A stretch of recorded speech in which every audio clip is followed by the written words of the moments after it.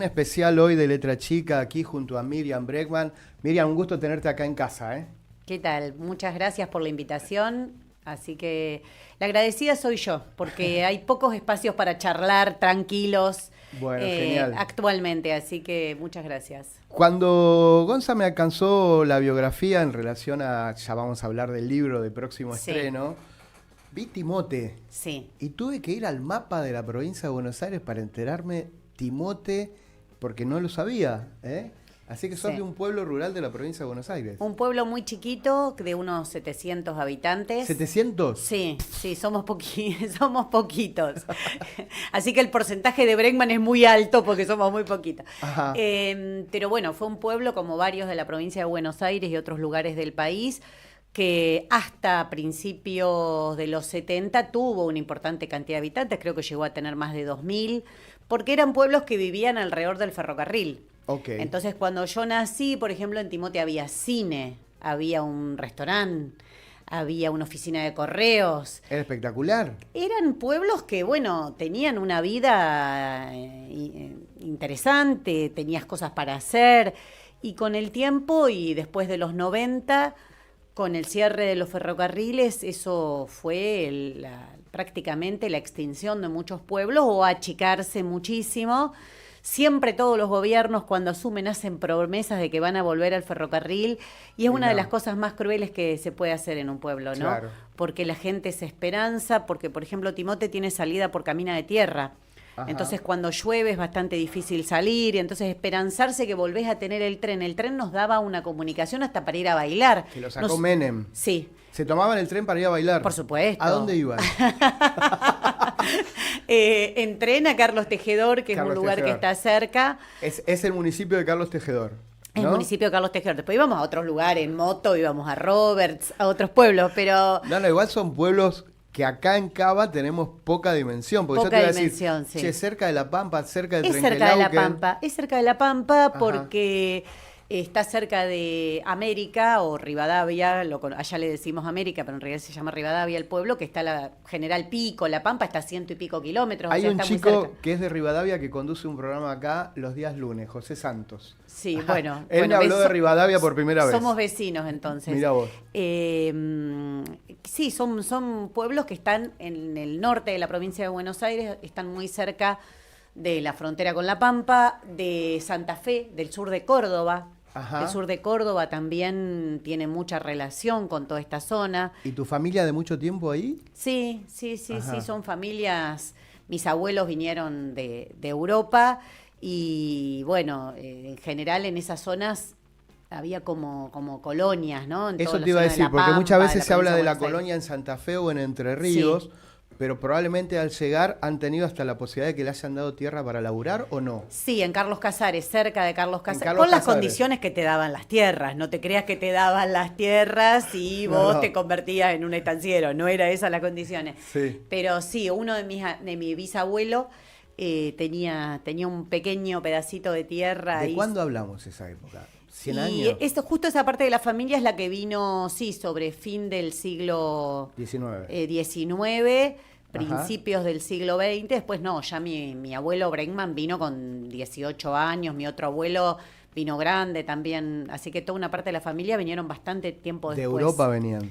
Bregman, precisamente de lo que hoy sería Bielorrusia. Ok. Quiere decir hombre de la ribera, hombre de la orilla. Y ahí en el pueblito donde él vivía, Sí. en Minsk, cerca de la capital Pinsk de De Bielorrusia, Bielorrusia. hay un río. Así que supongo que el apellido viene también un poco de Perfecto. esa Porque tradición. todo el mundo te conoce por la rusa, pero Sí, tranquilamente podría ser la gringa. Sí, en el Más- campo son los apodos que se usan, Claro. rusa. Sí, a mi mamá me acuerdo que había alguna gente que le decía la polaca, ¿viste? Sí, Claro, son equivocando todo. todos venían con pasaporte polaco la mayoría de ese momento. O sea, la Argentina Bueno, hay entraban. que decir que en mi caso, cuando yo estudié en la secundaria, Bielorrusia no la estudié, porque Claro. soy pre-muro de Berlín en relación a esos países, así que Claro, se son entiende, ciudades ¿no? que han cambiado mucho de nombre. Claro, de país al cual. Claro, era todo Unión de las pertenece. Repúblicas Socialistas Soviéticas Sí. y quedaba todo ahí. Bueno, no hay clima de campaña para la elección de Cava. ¿O vos ves clima de campaña? Mira, creo que quisieron separar la elección para hacer como hacen muchos gobernadores, provincializarlas. Y la ciudad de Buenos Aires tiene una dificultad. Creo que va a pasar lo mismo en la provincia de Buenos Aires. Veremos cuando se acerque más la fecha. Pero el hecho de que acá funcione el gobierno central siempre ha hecho que las discusiones nacionales absorban mucho las discusiones de la ciudad, incluso la provincia de Buenos Aires, ¿no? Que somos como los que tienen la mayor cercanía. Entonces me parece que la idea de Macri de hacer una elección donde volver a mostrar la ciudad macrista, amarilla, pro, fracasó porque no logran, pero no solo por él. Vos pensás que también la campaña del Frente de Todo, Frente Unión para la Patria, se sacaron todos los nombres de encima, se sacaron los colores, se pusieron verdecito y se pusieron ahora es Buenos Aires, pero Santoro es diputado de Unión por la Patria, ¿viste? Y los que vienen abajo son los mismos peronistas de siempre. Entonces, es tremendo lo que le pasa a la política porque año a año y sobre todo al peronismo va cambiando el nombre, ¿no? No es tremendo, es una decisión que la deberían explicar. Si yo vengo acá y me cambio de nombre cada 2 años, vos me preguntarías, che, Bregman, ¿por qué? Che, Milei, como dice Cristina, vos me dirías, che, Bregman, o che, Rusa, ¿qué pasa? ¿Por qué se cambian de nombre cada 2 años? ¿Qué les está pasando que no pueden? Yo creo que es parte de la fragmentación, del estallido que tiene la dirigencia política tradicional, de la profunda crisis que tiene.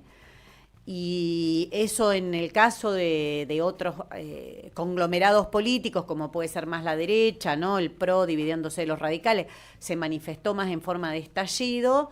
Y en Unión por la Patria, que es el último nombre que le conocimos, pero que tampoco estás viejo, creo que tiene 2 años Unión por la Patria. Sí. ¿Cuánto tiene? Sí, es del 21. Porque fue Frente Frente para la Victoria, Frente de Todo, creo que después vino Unión por la Patria, o sea, es muy poco tiempo, muchos nombres. Y ahora Santoro lo aceleró y lo cambió en 2 años para mostrar que es algo distinto. Creo que ellos deberían explicar por qué no pueden conservar un nombre. O sea, qué profunda crisis interna hay, porque te vende la idea de la unidad, le vamos a ganar. ¿Quiénes le vamos a ganar? ¿Quiénes son? ¿Van a seguir juntos después de que ganen o van a estallar? En la provincia de Buenos Aires es un poco más abierto porque se ha ido blanqueando la interna entre el sector de Kicillof y el sector de Cristina Kirchner. Pero en Cava nos quieren mostrar como que vamos todos unidos de la mano, parece el meme ese de los Simpsons, ¿viste? Donde van así todos felices. Bueno, igual no parece ser el panorama.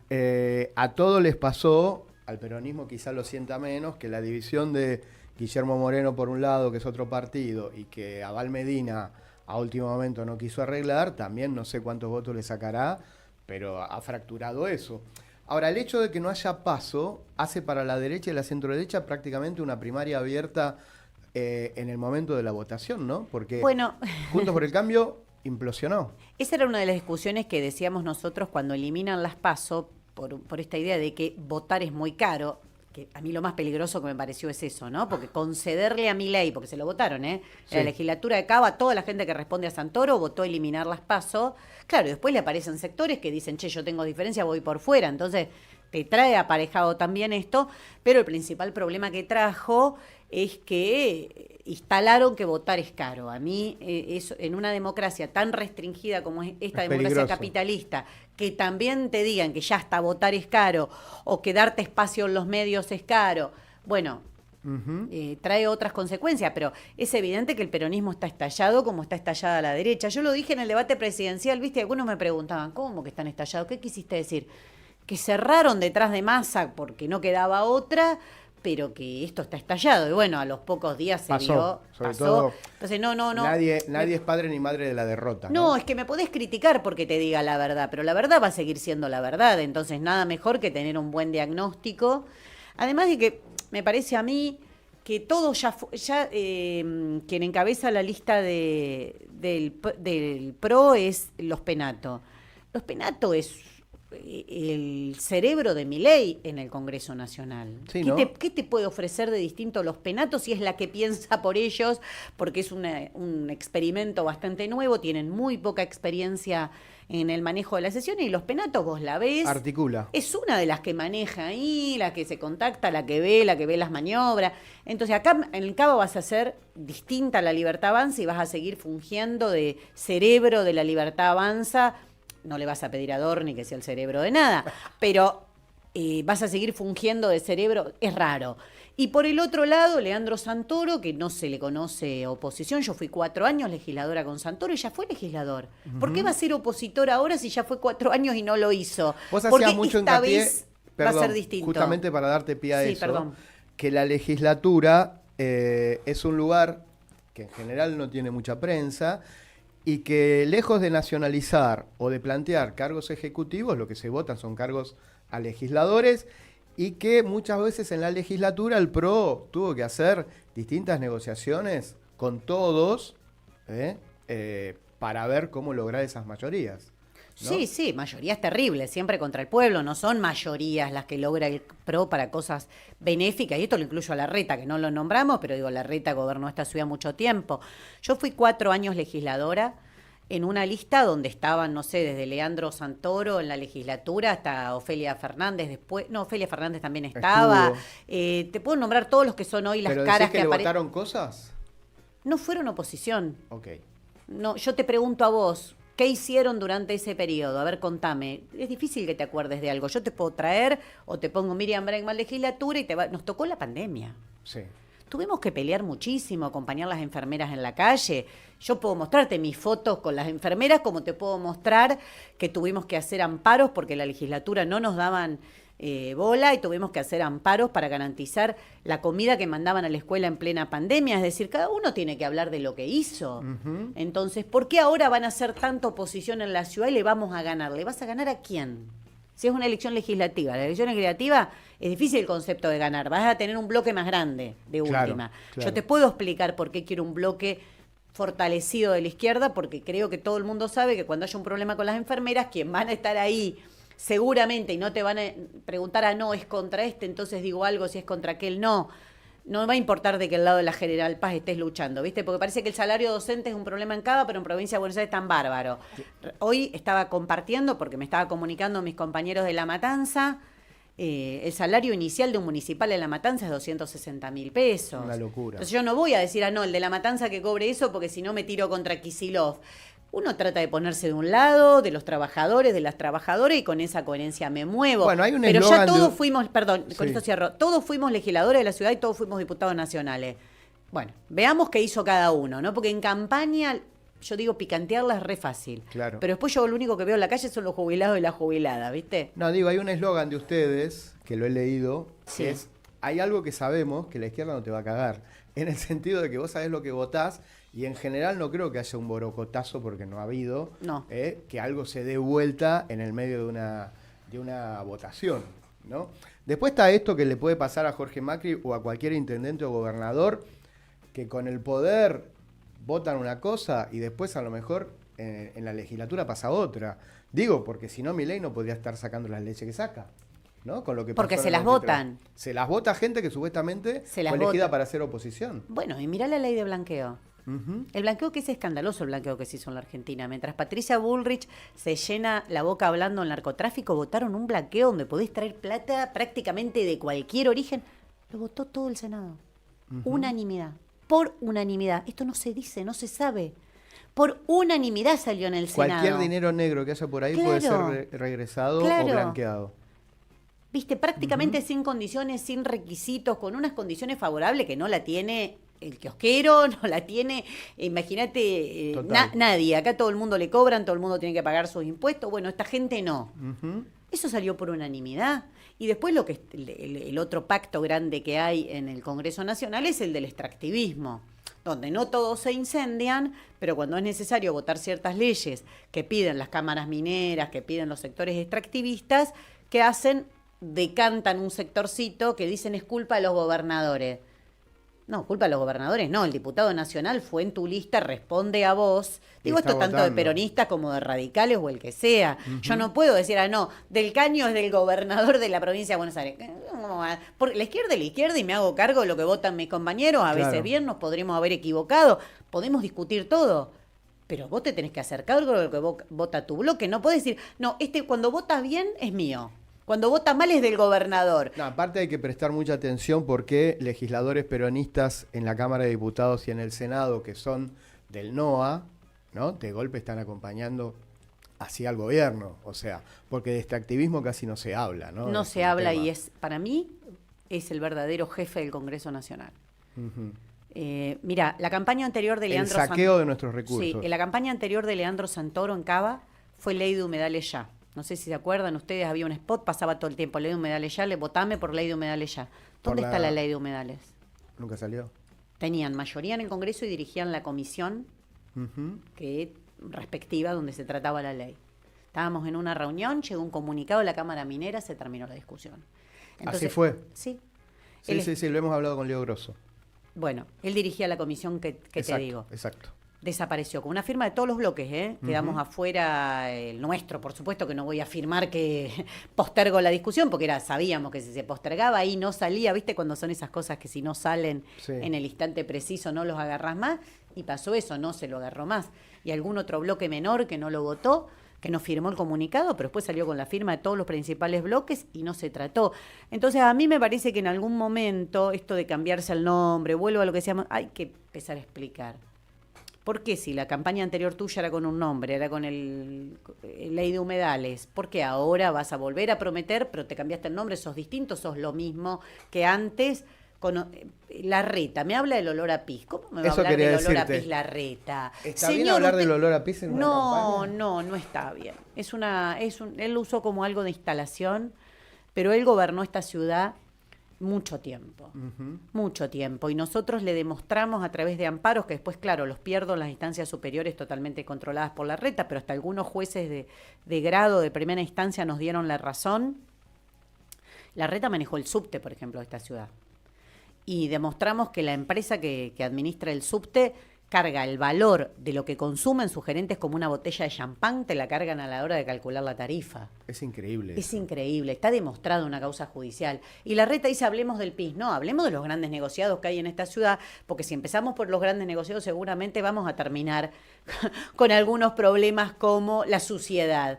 Pero empecemos por arriba, empecemos a hablar en serio. Entonces, Ahora, Jorge Macri aduce que el olor a pis, como que lo reconoce, tiene que ver con que hay más gente en situación de calle. Lo que digo es, ¿qué hace la ciudad de Buenos Aires para que haya menos gente, ¿no? Con políticas activas de cuidado frente a esta crisis económica tremenda que tenemos. Claro. Ahí hay una pregunta también, ¿no? Hay una pregunta porque es la ciudad más rica del país, según indican las estadísticas en cuanto a presupuesto, y ellos no hacen nada para que esa gente viva así.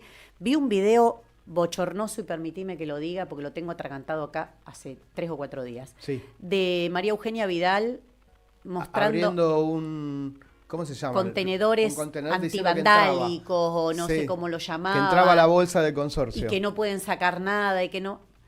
¿Esa señora no sabe que mucha gente que vive en la calle guarda su colchón ahí? No, seguro que no lo sabe. No sabe. O sea, yo lo miraba y digo, esta señora no sabe lo que está hablando. Ah. Me dio como esa impresión de...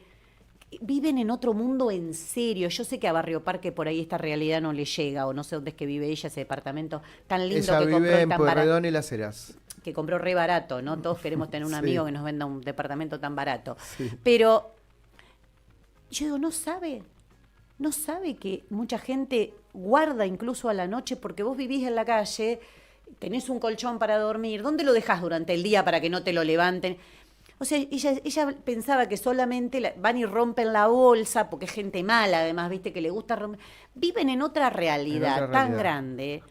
grande, ¿no? Y aumenta todos los días, lo vemos en nuestros barrios, cómo aumenta la cantidad de personas viviendo en la calle, y la ciudad de Buenos Aires no puede mirar para otro lado. Macri otro. ¿Qué sé yo dónde vive Macri? ¿Sabemos dónde vive Jorge Macri? Ni debe vivir en la ciudad de Buenos Aires, es decir, no tienen idea de lo que están hablando. Me ¿Vos parece que pasa esperabas mucho eso, que pasara esto en el gobierno del PRO, en la diferencia de lo que era Larreta, que a lo mejor tenía la ciudad como más clara, y lo que está pasando ahora, o te sorprendió también? Uy, qué pregunta difícil, Sí, no, digo. porque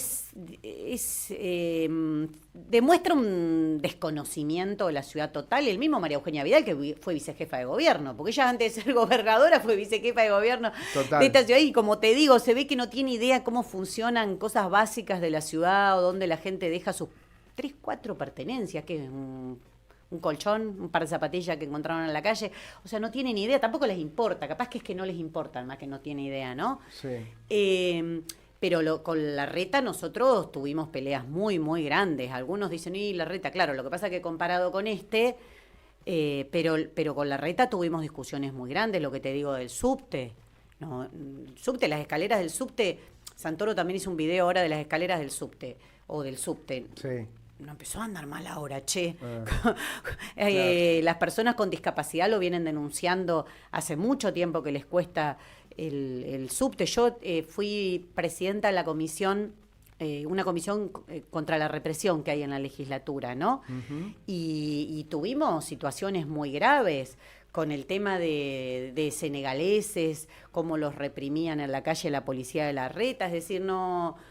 Acá en campaña todos resurgen y vuelven a angelicales, Son pero no... opositores fatales ahora. Claro, pero yo no, mi recuerdo, yo trato de ser sincera con lo que digo y que cada cosa que digo, el que la busca en Google la va a encontrar, ¿viste? Va a encontrar nuestra foto acompañando a esos trabajadores organizados en el MTE, en ese caso. Lo recuerdo, sí, sí. Claro, claro. Quiero hablar de distintas cosas, está buenísimo lo que estamos charlando, a ver si nos da el tiempo, porque hay varios temas como para seguir plantando. No creo que me lo puedas decir ahora, pero ¿vas a ser candidata a diputada en octubre? Supongo que sí. Hay mucha gente que te quiere votar. Estoy recibiendo como muchos pedidos, porque se necesita esto, ¿no? En la Ciudad de Buenos Aires nosotros vamos con Vanina Biasi, una compañera que hoy es diputada nacional, con Luca Bonfante, que estuvo acá, un gran compañero referente Sí, ahora vamos a hablar juvenil, que creemos que le va a poner un poco de picante también a la legislatura, pero sí, las elecciones nacionales, como estas son legislativas para ver cómo queda conformada la legislatura, hay también una preocupación por cómo queda el Congreso Nacional, por la cantidad de gente que se ha vendido en el último tiempo de los bloques mayoritarios, ¿no? Entonces, la izquierda estamos como recibiendo una presión particular. Para che, que juegues. Claro, ¿qué van a Sí. hacer ahora? ¿Cómo era estar en ese momento que vos eras diputada al lado del presidente de la Nación y la vice? Que en ese momento no lo pensabas, pero los tenías al lado. Los tenía al ¿Qué lado. veías? ¿Veías dos frikis? ¿Qué veías? Porque Gente era muy par- divertido el debate, pero hasta ahí parecía todo como, ¿viste? Gente muy particular que trabajaba poco. Ajá. No es que Milei se la pasa de paseo ahora, no laburó en los 2 años que estuvo en el Congreso, no hizo nada, no fue a una comisión, no Nada. presentó nada. Y ella un poco más activa, pero solamente activaba para los temas de su agenda política, que son los temas de la extrema derecha, un 24 de marzo, defendiendo a los genocidas, cosas muy puntuales.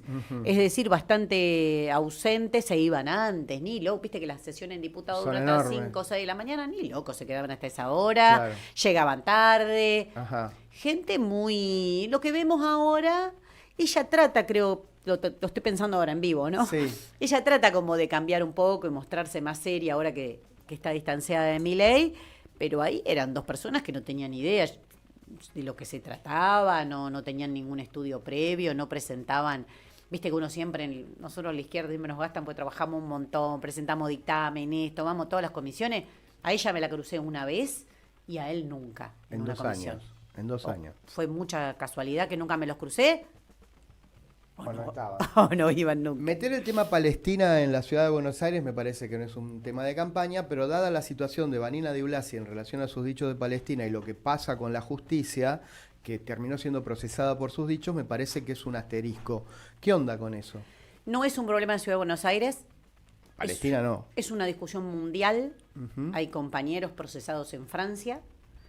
Está siendo un tema de debate en todo el mundo porque hay una presión muy grande para no denunciar. Ahora, en Argentina pasa algo extraño, porque cuando ves hasta las votaciones de la ONU, que queda solo Argentina, Israel y Estados Unidos votando para un lado y todos para el otro, cuando ves que la Corte de la Haya dice que hay un genocidio, Total. te procesan en Buenos Aires por decir eso. Entonces me parece que hay una presión muy grande. El fallo en la que la procesan a Vanina realmente es un antes y un después. Y Es peligroso. Es peligroso. Toda persona que coincida con defender la libertad de opinión, de expresión, debería solidarizarse y preocuparse, más allá de que podés coincidir o no en relación al conflicto puntual. Pero hay algo que lo excede. que es la libertad de opinar. Mira, estos días escuchaba muchas expresiones alrededor del genocidio armenio. Porque se cumplió un nuevo aniversario, 110 años. 110 años del genocidio, un hecho brutal, Tremendo. históricamente oculto, también lo pongo como ejemplo. Lo que pasa es que lo estamos viendo en vivo. Pero ¿qué pasaría que si a mí me prohíben decir que Turquía cometió un genocidio? ¿No sería grave? Total. Y vos me podés decir, no fue un genocidio, fue otra cosa, porque fue... Pero se puede debatir. En este caso no se puede debatir, es directamente la prohibición de la expresión. Entonces, ¿qué es la justicia? ¿Cómo se llama el person que la procesa, el juez? El juez ¿O es un Rafecas. fiscal? No, Rafecas. ¿Rafecas? El juez Rafecas, exactamente.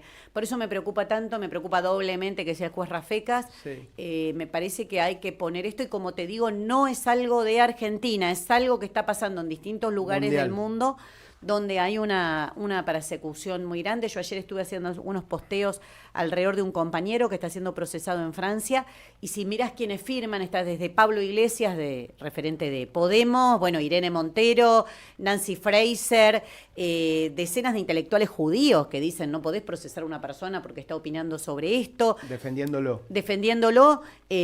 Creo que amerita la campaña que se está haciendo en Francia en defensa de Anas Kassif, amerita esa campaña internacional porque estamos entrando en un terreno que, como te digo, ya ni siquiera porque la Haya lo diga se puede decir. Claro, al jefe de la Haya no lo pueden procesar, pero... Lo que no vi hasta ahora, y ojalá, pero todavía siento que no hay clima, es que nadie, candidato de la derecha, se ocupó de decirle algo a ella como para joderla. No vi que se haya hecho campaña con eso. Bueno, sería muy trágico. A lo mejor estoy equivocado, sería, ¿no? Como que alguno agarra y recoge el guante y hable de eso. Sería muy trágico. Escuché algo de Marra en un debate, pero... ¿A Marra lo tiró? Pero es Marra. ¿Qué le podés pedir a Marra? Si no debes, yo decía, no debes poder ubicar el conflicto en el mapa. ¿Qué pensás que pasó ahí entre Marra y Karina Milei y Adorni? No tengo idea, por suerte. No tengo idea. Lo que siempre supe, porque era Vox Populi, es cómo se armaron las listas. Entre una ayudita que recibió del peronismo para armar las listas centralmente en la provincia de Buenos Aires, que te decían, vengo a enfrentar a la del 23. En la del 23. Sí. Y después que el armado en las provincias de La Libertad Avanza es una catástrofe, lo conozco en distintas provincias. Se habla que ahora también hay inconveniente para armar, y que en algunos lugares podrían prescindir de tener candidatos. Bueno, pero algunos dijeron, yo pagué para ser candidatos, es algo muy grave y eso la justicia no lo ve. O sea, la justicia federal esa cosa no la ve. Ve lo que opina Vanina Biasi en un tuit, pero todo eso no lo ve. Ajá. Bueno, yo creo que si vas a la justicia es uno de los periodos más escandalosos de la justicia en nuestro país.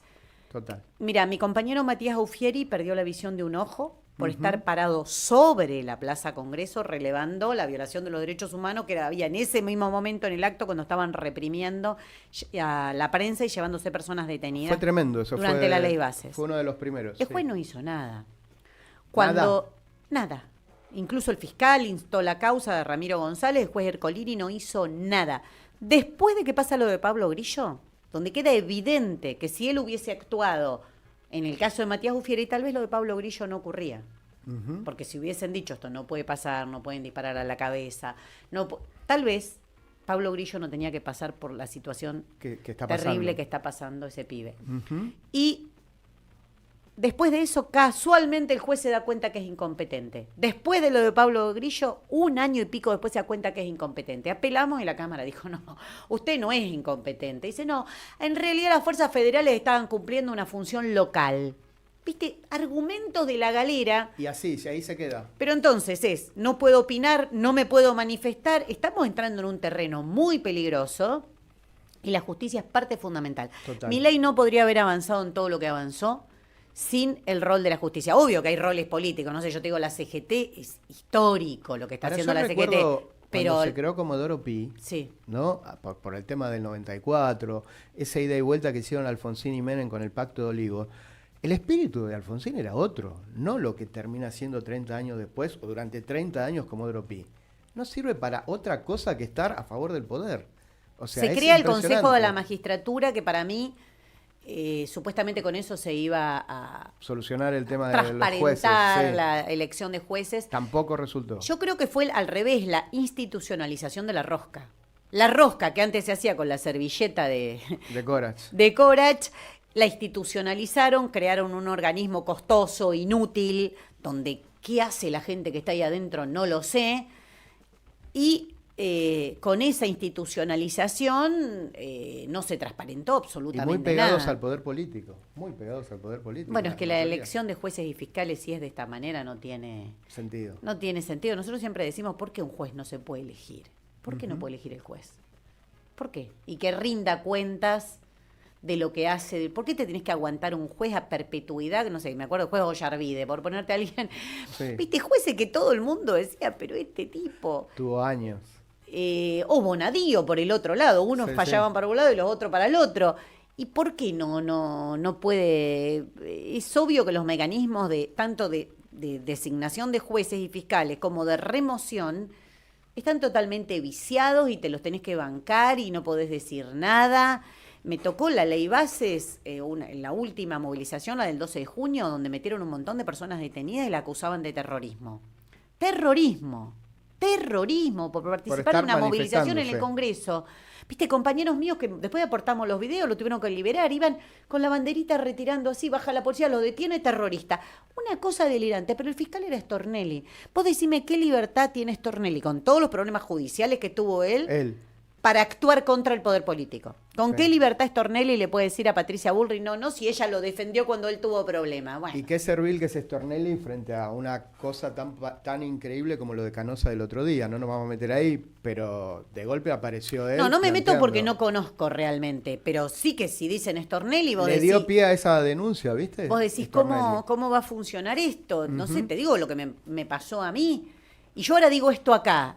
Y que si a Stornelli le cae una causa mía, ¿no me va a cobrar esto que estoy diciendo acá? Total. Entonces hay un problema en cómo se designan y cómo se eligen. Bueno, encabezan la lista Vanina y Luca Bonfante. Sí. Contame de Luca, porque creo que ahí hay un cuadrazo, ¿no? Sí, Lucas es un referente, un compañero que milita hace bastantes años, a pesar de ser tan jovencito, de sus 20 y pico. Pero bueno, el año pasado apareció mucho ligado a la lucha universitaria, centralmente porque fue como la exposición de una realidad.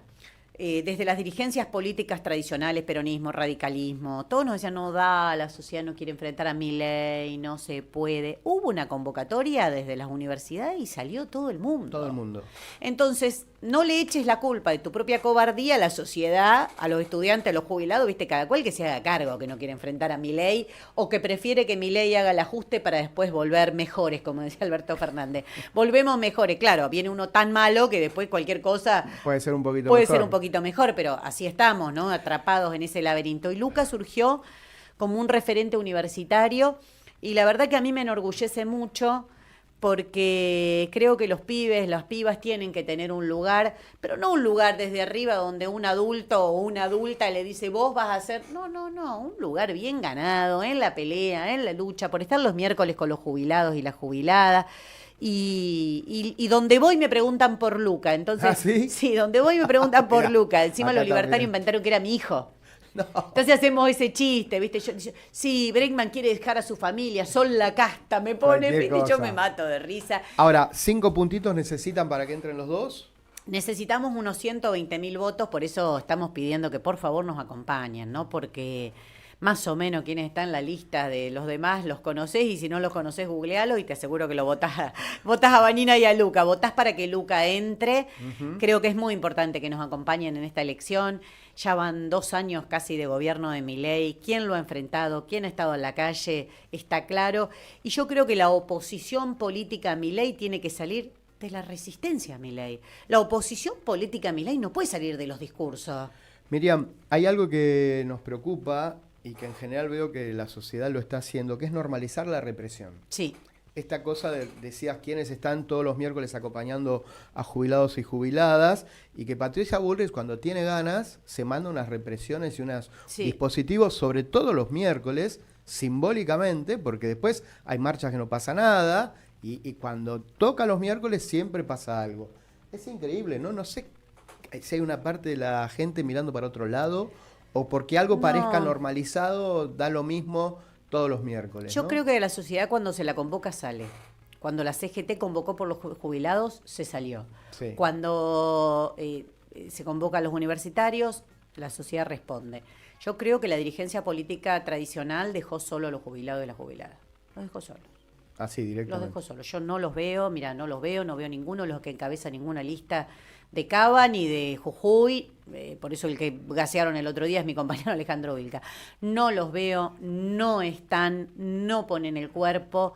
Y sería distinta la situación de jubilados y jubiladas si ellos estuviesen... Con un acompañamiento. Un acompañamiento. Y déjame comentarte algo. Este 1 de mayo, en el Estadio Cubierto de Ferro, vamos a estar realizando un encuentro con trabajadores, trabajadoras, jubilados, jubiladas, Bien. estudiantes, precisamente para discutir eso, cómo fortalecemos esa resistencia a Milei, porque el Fondo Monetario, uno de los principales ejes que tiene es ajustar a los jubilados, por eso reprimen cada miércoles, porque los jubilados y las jubiladas es donde más ha recortado este gobierno y donde más le están pidiendo que recorte. Entonces, Y los no... que claramente, con lo que les pasa con lo que tienen que recibir de dinero, están haciendo el ajuste. Están los haciendo jubilados están ahí es haciendo el donde están ajuste. ajustando y no los vamos a dejar solos, no las vamos a dejar solas. Así que es uno de los ejes de la convocatoria que estamos haciendo para este 1 de mayo. Va a haber algún cierre donde vamos a ir a saludar Luca, donde voy a estar yo, Nicolás del Caño, Alejandro Vilca. En Ferro. En Ferro, desde las 14:30, pero la clave es hacer comisiones, discutir democráticamente, pensar cómo damos esa pelea en los sindicatos, cómo fortalecemos agrupaciones clasistas, de izquierda, que no se vendan en los sindicatos, lo mismo en el movimiento estudiantil y cómo rodeamos de solidaridad a jubilados y jubiladas. Quería decir esto porque aprovecho para convocar, para que participen todos los que quieran, todas ¿Qué onda las la que marcha quieran. del miércoles? Sí. ¿Qué onda? ¿Es de la CGT o van a acompañar? Veremos, ahí hay discusión, vamos a ver qué convocan los jubilados y demás, pero... Porque justamente es un miércoles Sí, donde los jubilados van a estar, se supone que la CGT va a estar ahí. También hay muchos que... Es más temprano, pero hay muchos veremos. que el 1 de mayo quieren descansar, ¿no? De los Sí, caciques pero de la CGT. quieren descansar, han descansado mucho, han tenido unas vacaciones muy largas durante todo el gobierno de Alberto Fernández, durante todo el gobierno de Milei, o sea que vienen descansando bastante. Nosotros queremos aprovechar el 1 de mayo, este Día Internacional de los Trabajadores y las Trabajadoras, para discutir cómo organizamos la resistencia contra este gobierno. No pueden seguir reprimiendo cada miércoles, totalmente. no pueden seguir ajustando y que no pase nada, no pueden seguir mintiendo con la inflación, diciéndote que no hay inflación, que es un gran logro de este gobierno, y vos vas al supermercado y te aumentó todo.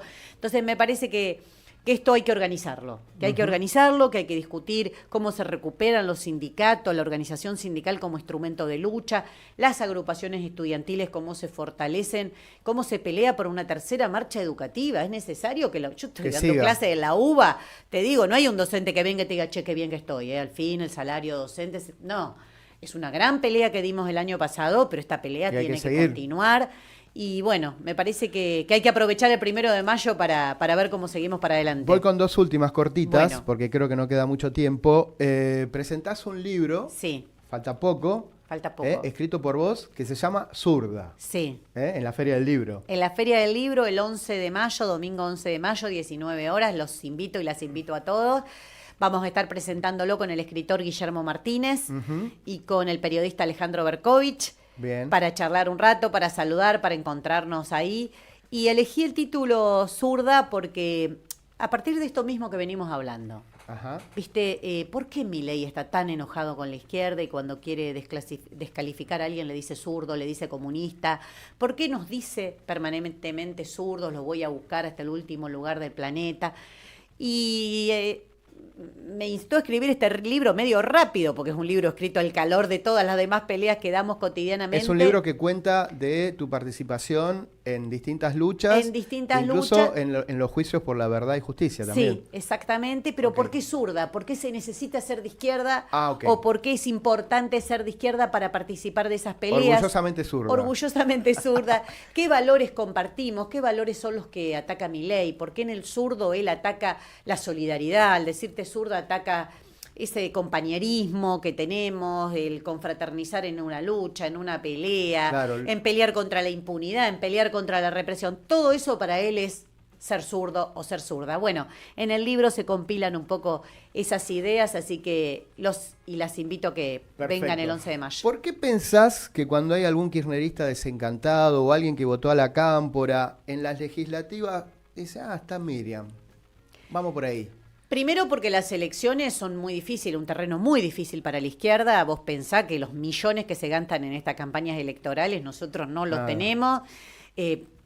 Agradecemos las invitaciones como esta porque son los espacios donde la gente nos conoce y podemos difundir, además de las redes sociales. Y en las elecciones ejecutivas siempre hay mucha polarización, que es una polarización que nos ha hecho mucho daño, ¿no? Entre elijo este o este que no me gusta, pero es menos malo que el otro. Bueno, las legislativas creo que tienen ese espacio de pensar más libremente, qué voy a poner en el Congreso, quién quiero que esté en la legislatura, pero por eso pasó algo que es una trampita que han hecho en estas elecciones legislativas de la Ciudad de Buenos Aires, que es que te las muestran como ejecutiva. Voy a ganar la ciudad para hacer esto. No, estás presentándote legislador de la ciudad, decir la verdad a la gente y que la gente elija como legislador o como legisladora a quien que vaya de verdad a enfrentar a la derecha. Eso vi una campaña de Larreta que dice para que la basura vuelva a estar en su lugar o algo así. Sí. Bueno, Larreta faltan 2 años más, si tenés la suerte de volver a ser candidato. Claro, ¿no? Porque, y pasan otras cosas en la Ciudad de Buenos Aires. Claro, porque si no la gente después dice, no es bueno para él. Decir, che, lo voté a este y la basura sigue en la calle, ¿no? Sí, o el otro que dice voy a terminar con los trapitos, ¿viste? Todos se buscan unos enemigos re grandes, contra el FMI ninguno. Nadie. El FMI que dice ajusten en jubilaciones, en salud, ese no se mete nadie, ese se lo dejamos a la izquierda, que se ocupen de los grandes enemigos. La última, porque es lo que hubiera querido preguntarte si hubiéramos estado más tranquilos y fuera de campaña. Sos una feminista que hizo mucho por la ley de restricción del embarazo, por la ley de aborto, el Ni Una Menos, o sea, ahí ganaste una gran visibilidad. Y en esta época tan reaccionaria, a alguien se le ocurrió decir, che, se pasaron un par de pueblos las mujeres.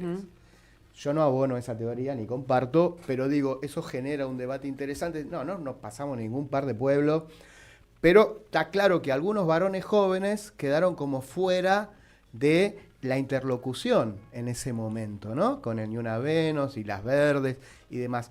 ¿Qué análisis haces de eso? No por autocrítica, sino de... Sí, porque esto sigue. Mira, ¿no? Nosotros siempre tenemos una canción que cantamos con mis compañeras de Pan y Rosas, que es cuando una mujer avanza, ningún hombre retrocede. ¿Y qué queremos decir con esto? Que hay que discutir con esos varones, que toda la pelea que dimos es para concientizar, para llegar a valores comunes. Y es verdad que a veces se los atacaba sin tratar de convencer que hay que respetar a las mujeres, que es verdad que somos oprimidas y demás. Eso en relación a la juventud sobre todo, ¿no? Que es donde más hay que tener una contemplación. Ahora, el patriarcado existe, el machismo existe, y a mí no me preocupa que diga la derecha, porque la derecha reivindica el machismo. Bueno, lo escuchaba Milei, no te necesito explicar nada. Me preocupa que algunos que se paran desde el progresismo, desde el campo nacional o popular, o como decidan llamarse, y dicen, pero se pasaron 3 pueblos.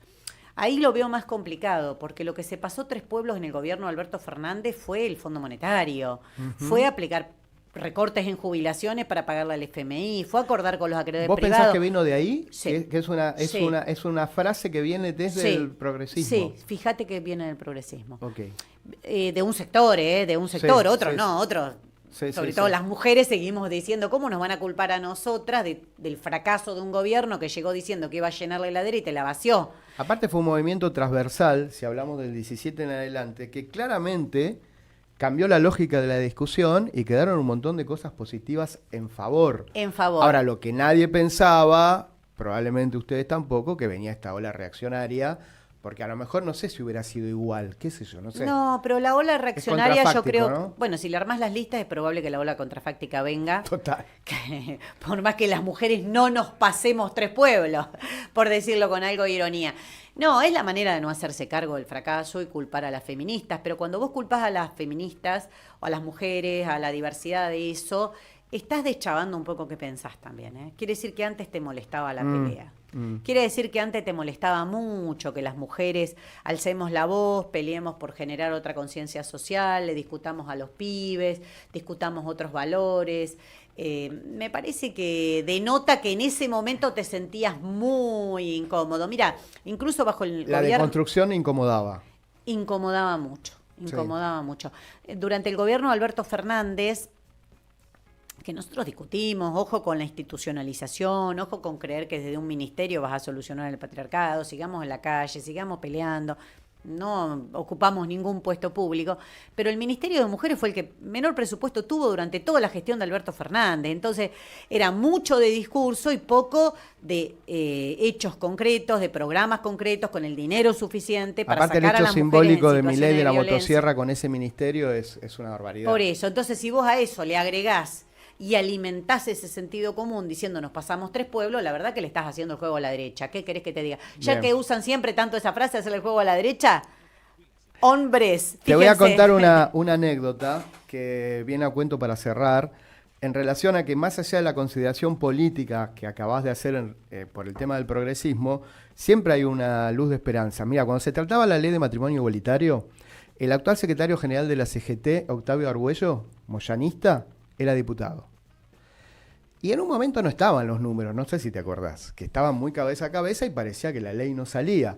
Y nosotros tenemos la posibilidad, yo sé, de hace muchos años yo lo conozco, es un tipo macanudo, peronista, de derecha, ponele, y estaba como, lo tengo que estudiar, ¿viste? Y eran una de las manos en duda. Y le digo, compañero, las chicas trans y los camioneros son muy amigos, pero porque así se da la situación en relación a la noche. Participan de la noche, las chicas trans y los recolectores de residuos. Como diciéndole, a ver si por ahí la podés entender, que tu mano es muy importante. Y se quedó pensando, y después Néstor dio la orden de votar de esa manera, y Moyano también, todo se dio vuelta, pero era un hombre que si vos le decías, che, ¿estás a favor de la ley?, hubiera dicho que no. Y en algún momento, por algún lugar, entró algo, más allá de que después le bajaron la orden, y cambió y hoy es otra persona, o sea que se reconfiguró y es un tipo grande. Yo creo ¿no? que las órdenes cambian o bajan, pasó lo mismo con la anulación de la obediencia de vida, el punto final, cuando estamos en la calle y somos persistentes. Eso es muy Yo importante. por eso soy tan insistente con que la si vos lucha en la perdés calle. la organización, la movilización, es muy difícil que eso ocurra. Pasó lo mismo con el derecho al aborto, pasó lo mismo con el matrimonio igualitario. Creo que los derechos se conquistan en la calle. Y bueno, por eso tenemos que pensar muy seriamente que cuando empiezan las campañas electorales, la primera palabra que se borra es la palabra calle, porque nadie quiere que le digan cuál es la presión que viene de afuera. Cada uno quiere ser el salvador que te promete, yo voy a ser diputado y cuando yo sea diputado, no funciona así la vida. Vos sabés que medís más que el sello del FIT, ¿no? No sé.